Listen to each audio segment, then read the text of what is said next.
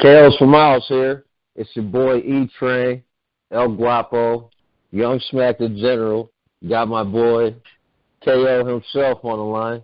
What's up? Let's talk to him. What's going on? Man, big news, as you already heard. Crazy news. KELL BROOK, GGG, O2 Arena, September 10th. I just wanted to get you on the line real quick and get your thoughts and okay, go from there. So you know what's so crazy? I was just talking to one of my guys, telling him that, you know, the Canelo Amir Khan fight was what I called a ducking fight, and I explained what I mean by that. So I felt like Amir Khan did not want to lose to KELL BROOK. That's that one guy he didn't want to lose to. So he had to bite something bigger, which was Canelo, right? So you can't duck KELL BROOK and go fight Devin Alexander. It's like, again, right? Right. I felt the same situation is happening with KELL BROOK, bro. Where I told my guy, Errol Spence is his mandatory, and I don't think he want to see him. I don't think so either. Exactly. So if you're not going to stick around to take on your mandatory, you're going to have to give the fans something else. And in his mind, correct. It's much better to lose to Triple G and look brave doing it than losing to Errol Spence. You still maintain your stock price. You see what I'm saying? What's crazy is like, man, these welterweights, man, it's like, you know, Canelo and GGG, they just became the welterweight assassins or something, man. It's just they're like the old heads that going back to college to pick on the young girls, right? Exactly. Coming in old school, Pirellis on the tires. Yeah. You know what I mean? Yeah. Drop top, bangs in the back. Like, man, it just what's with these welterweights? I think these welterweights are, you know, it's always been kind of the glamour division. You know, it has been. Welterweight is kind of the intersection between. You still got guys with power, and you can see explosive knockouts, and you still got guys that are very slick and technical, and you know can counterpunch and can slip and duck and you know maneuver around the ring really well. So I think that's why the welterweight division and those middle divisions has always kind of appealed to the masses and the casual fans in particular, as well as the hardcore fans. But you know, the middleweight division has always been kind of like that worker that workerman's, you know, weight class, combat boots and lunch pail type division. You know, those guys didn't really see the fortune and fame until they moved up towards lightweight. Right. Exactly. Unless they already had that coming from the lighter divisions. It's so crazy. I saw Laura commenting on the fight, right? Right. And he's calling Canelo and Triple G twins, right? He's saying both of these dudes with people that can actually fight and going down to 147 to pick on these guys. How you gonna skip Laura to go fight Brooke? I mean, how you gonna skip Laura? How you gonna skip Andrade? How you gonna skip the Charlos? You know, so there's a lot of folks out there. Eubank Jr., that was just a smoke screen. They really didn't want no problems there. No, they didn't want those problems. You know, now, you know, I don't necessarily pick Eubank Jr. to win, but I like the young chap's confidence and his ability. And, you know, I always, you know, he picked up some of those, I don't know what you call it, the little backpedaling and the sauntering and the, you know, kind of styling in the ring from his father. It was pretty funny. So I remember. So when you listen to these GGG fans who don't want to admit that he ducked Andre Ward, here you got one guy going up to fight Kovalev, and you got the other guy going down to fight KELL BROOK. So who ducked who? Well, that's two-way divisions, because you got to remember that Dre Ward was at super middleweight when he was calling them out. Right. And, you know, so for him to go down to, that would be Andrade or, imagine Cotto immediately fighting Andre Ward when he was at 168 and he had his reign. I mean, that doesn't even sound right, does it? Right.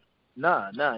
What I'm saying, though, is, GGG fans kept saying, the Ward fight never happened because it was Ward that didn't want no problems, blah, blah, blah. But now you got Ward going to fight Kovalev, and you got your guy going to fight KELL BROOK. Yeah, or who's biting off more than they can chew. Yeah, or you got or Billy Joe right now today with his profile and where he is in his career fighting Kovalev his very next fight. Come on, son, this is it's wild. Crazy. It's crazy. So how you see the fight playing out? Slaughter, massacre. I see KELL BROOK getting bodied somewhere in the middle rounds. I just don't think he'll be able to stand up to the punching power. I think we'll definitely win, lose, or draw. We'll see if he has heart or not because, GGG is heavy-handed. He carries a lot of pop. He's an excellent counter puncher, and he's a technician in there. There's a lot of little subtle shit, even the shifting that he does, that a lot of people don't really recognize or pick up. One thing that Pacquiao couldn't do, which was cut off the ring, GGG can do a really good job of cutting off the ring, bro. He can really very good.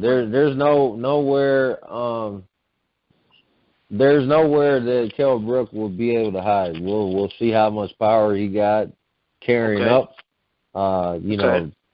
Obviously, with the titles on the line, it's going to be 155 or somewhere south of that. I don't know if he goes to full 160. Man, it just feels like him and Khan are both working on their AARP plan.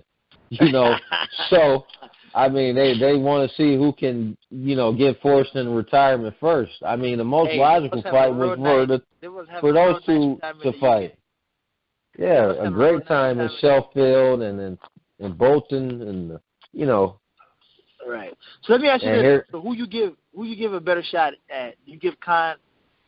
Did Khan have a better chance of beating Canelo or Brook beating Triple G? Khan of beating Canelo. Okay. See, I disagree, and I'll tell you why. So I don't think Brook's gonna beat GGG. But I do think KELL BROOK has always been a bigger welterweight than everybody else. I also think Brook is actually a lot more skilled than people give him credit for. As a matter of fact, if you ask me right now who I thought the best welterweight was, outside of what Errol Spence, the bright future Spence has, I would have picked KELL BROOK over Keith Thurman, even though he hasn't fought anybody recently. I liked how he fought Porter a whole lot better than how Thurman fought Porter. So I do believe he's going to lose, but I think he might show us a little bit more about GGG than we know. So it's going to be. If he pulls the upset, wow, wow. I'm not going to put my money on him.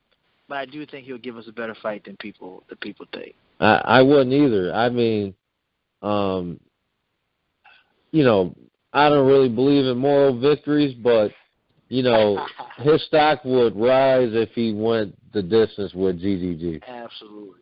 Even in a loss. Even in a unanimous loss, his stock would go up. Absolutely. And to be frank with you, I think GGG is a much more dangerous opponent to be in the ring with for your health than Canelo is. You know what I'm saying? Right.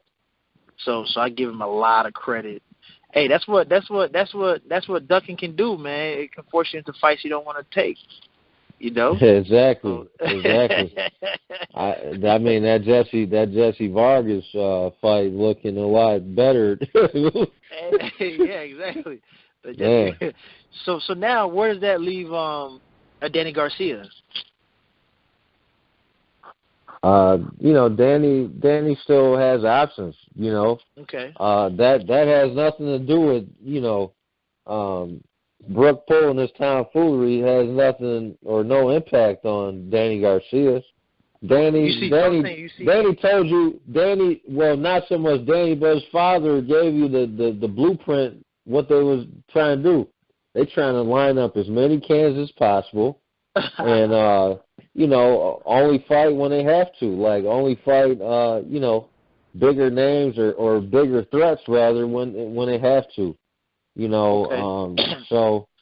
But that's what I was telling my guys, that you can't cherry pick until you fought everybody, right? So Floyd had to dismantle everybody before he could start cherry picking, right? Right. You have to get to the summit, the top of the mountain, before you can choose who you're gonna let up to fight you. You know what I'm saying? I agree with you. You just showed up at 147. You just one of the guys. You just one of the good guys. That's about it. Well, I think he's a little more than, and I think he's a little more than one of the guys just because he holds the green belt. You know, right. We know that carries the most prestige out of all the sanction bodies, but that's why he has a bullseye on his back and the undefeated record and the resume. You ain't beat the man that held it. No, he didn't beat the man to beat the man. You ain't beat the man. Yeah, exactly. Right. So. You know, I think Danny still has options. Danny can, I think the most logical fight with Brook going up like this, I don't know what he'll do or if he'll vacate or, you know, there's a good chance he may vacate. You know, you go up to 160 or near, you know, south of, you know, you go up 2 weight classes. You know, regardless if it's, you know, if you choose to go the full distance or you choose to go up 12, 13 pounds to just go over and enter the middleweight division, that changed your body. And he's around 30 years old now. He's not Canelo age fighting at Canelo weight, you know. Right. Canelo is a big boy, but, you know, he got youth on his side over, you know, some of these guys. I think this Triple G Brook fight may determine who Floyd Mayweather comes back to fight. If Brook looks good in the loss, that might bring Mayweather out for GGG. And if Brook wins, that might bring Mayweather out for Brook. Well, if he wins, think about it. He'd be right. Unified middleweight champion. The only strap he doesn't have is Billy Joe's. That's crazy. You know, you think Billy Joe wouldn't want to fight Mayweather? So, you know, let's hypothetically, Brook wins. That's his 50th fight right there. You know, he fights him. He fights Billy Joe, and, you know, imagine if he won those fights. Being a lineal middleweight champion of the world. There's nothing else there's no one else to fight. You don't go up and fight Kovalev. He just, you know, James DeGale or, you know, somebody like that, Darrell's or, you know. Right. It's just crazy. So Floyd can do whatever Floyd wants to do. He's more of a entertainer to me at this point than an actual fighter. So he's just looking for paydays and the best ways to maximize his profit. Absolutely. And I think this fight can help determine who he comes back to fight. I agree. If these guys wanted to really, really get a fight with Floyd, especially the welterweights, they would clean up all the confusion. And, you know, these guys, you know, it's kind of like the blanket being on you in the middle of the night, someone snatches the covers off. All right. And throws the blankets out the window. You got nowhere to hide, you know? Right. So, you know, these guys got to fight. You know, Porter, Thurman, Porter, that's one step in the equation. You know, you got a couple more steps to go. And once you – go ahead. Since Jesse doesn't have a dance partner, I can see him and Garcia dancing. I think I can see him, and that makes sense too. I think he ain't got a dance partner right now, right? And but which fight would you rather see? If I'm Garcia, they probably go after Vargas. That's the less perceived threat between him and Keith Thurman. Oh, absolutely.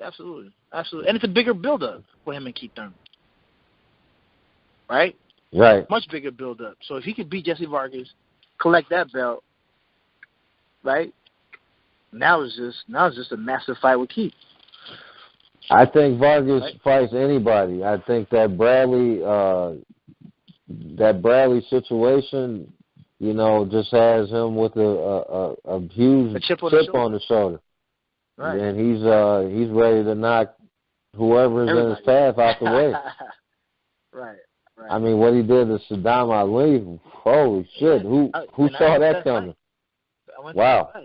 Yeah, it was a great fight. It was a great fight. So yeah, man, it's a whole lot of stuff at the welterweight division and above. So this is, man, I can't remember a year where boxing was this much fun in a while.